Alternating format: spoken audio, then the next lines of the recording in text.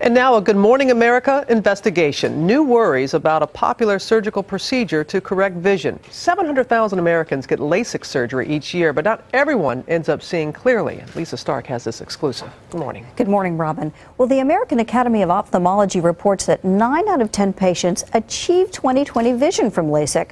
But 20/20 doesn't always mean perfect vision. One of the regulators who was key in getting LASIK approved is now having second thoughts after hearing from patients who say the procedure ruined their lives.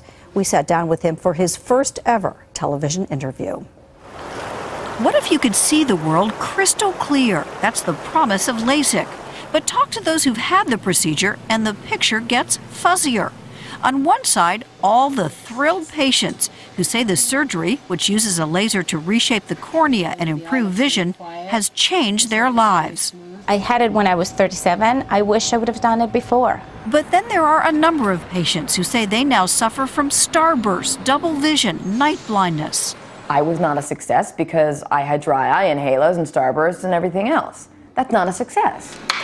Abby Ellen reported her problems to her doctor. She said, it will go away, it will go away. That was really pretty much it. It will go away. Well, it didn't go away. Now the man who headed the branch that reviewed all LASIK applications in the mid-1990s remembers the agency was focused on eyesight improvement, not subjective side effects that were hard to quantify and appeared to be temporary.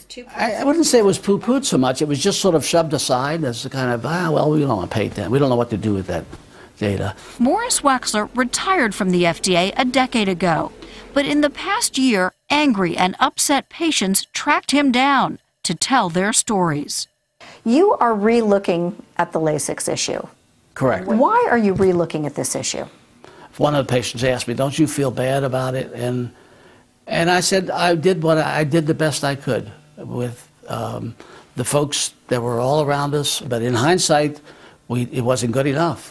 It wasn't good enough. Waxler now believes the FDA messed up in not requiring tougher standards for LASIK, fewer adverse effects. It's right there in the record. The agency, the refractive surgeons, people know that these problems occur. In a statement, the FDA said it considers LASIK lasers to be reasonably safe and effective when used as intended. But the agency is launching a major 2-year study to take a closer look at the side effects. And the FDA disagreed with Waxler's claim that they ignored problems with LASIK when it was approved. Most patients are very satisfied, very happy. Dr. Penny Asbell is a LASIK pioneer. She says studies show 95% of LASIK patients are satisfied with the results. But she says not everyone is a good candidate. Sometimes I think instead of asking the question how many laser procedures you have done, you'd actually ask the doctor how many have you turned away. Waxler, who's become a hero to LASIK critics, has his own advice. What would you say to someone thinking about doing this surgery? Read everything you can. There's no urgency to do it. So make sure you understand what the worst that's going to happen to your eyes, and you can live with the worst. Now, Waxler believes the FDA should put even more pressure on LASIK manufacturers to make sure that patients get clear and complete information about possible side effects.